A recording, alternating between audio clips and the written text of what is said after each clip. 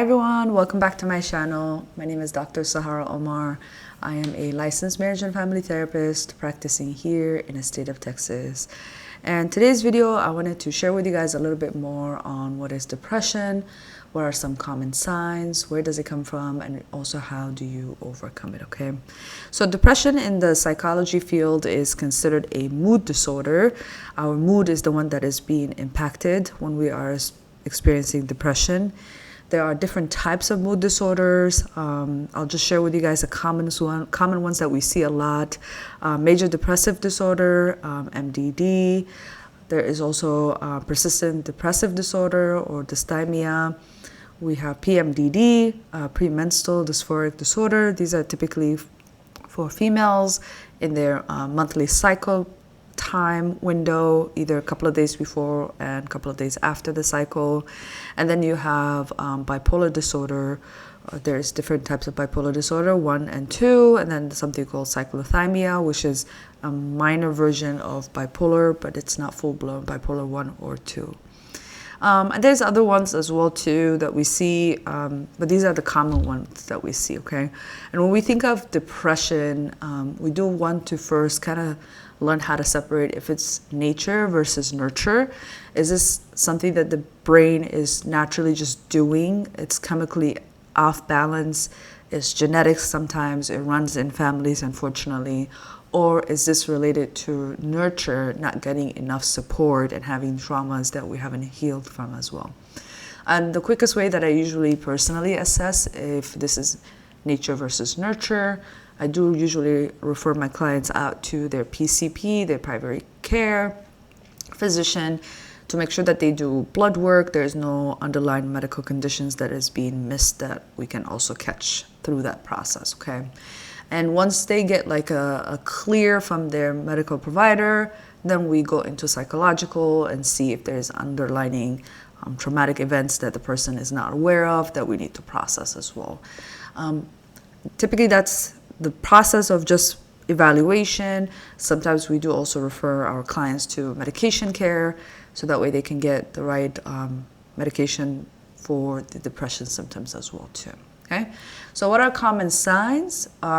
If you are struggling with depression, I personally am one of those people who struggles with depression, unfortunately. So I do come from a lot of chaos, so it's inevitable if you do have a lot of traumatic events that you've been through.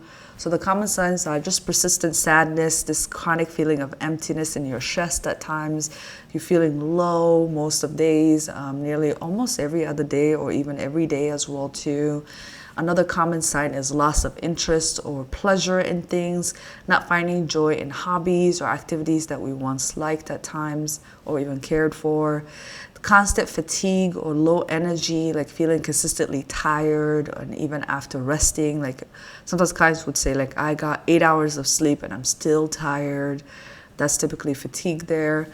Changes in appetite or weight, for example, like eating too much food or not eating at all, kind of messing around with our appetite in general. And then difficulty concentrating, like having a trouble focusing or remembering things or making decisions as well too. Typically, classic way to describe depression is just down, right? Like the person is disconnecting, isolating, moving away from just living life and enjoying the beauty of life in general, okay? So those are the common signs. Now, how do we overcome it, right? So first we have to understand, are we depressed because this is just a biological thing, or are we struggling with traumatic events that we still have to sit down and process, right? So this is where I highly recommend getting into therapy. Your therapist will guide you through this process. This process is very difficult at times. I had plenty of clients where they try to figure this out on their own. Unfortunately, we were not designed as humans to figure things out on our own all the time. There are a few people who can actually do it, but majority of us, we do need to sit down with someone and think through critically, why are we depressed and where is the root of this, and learning how to have also a new relationship with your younger self. Our younger self is the version of us that experienced any traumatic events, and that's the part of us that wants that love, that support, the affection as well too, right?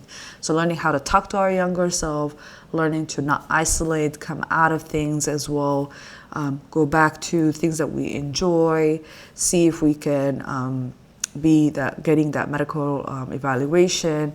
Sometimes I have clients who just taking the right medication, their life changes overnight as well too, right? So we don't have to do this on our own. If you are somebody who's struggling with depression, or you know somebody who is, see if you guys can reach out. There's always support around, and see if you can get a clinical therapist and your PCP. The best place to start is going to be your primary care. See if you can find first, if you have health insurance, connect with your primary care provider, and they're the one that's going to make a referral for a therapist. And if you do want a therapist, the best website that I personally prefer is Psychology Today. I'll put the link on the chat as well there too, okay? So just remember, sometimes this is biology, other times it's just nature. Learning how to assess correctly, and also don't be afraid to reach out and get that support that you need. This is a difficult diagnosis. Overcoming it does take time. So also I highly recommend be kind to yourself and the people around you as well. Alrighty, I hope you guys liked the video. Feel free to hit that thumbs up. Leave me a comment on what you want me to share with you guys when it comes down to mood disorders. More than happy to kind of elaborate more on that. I'll see you guys in the next video. Thank you.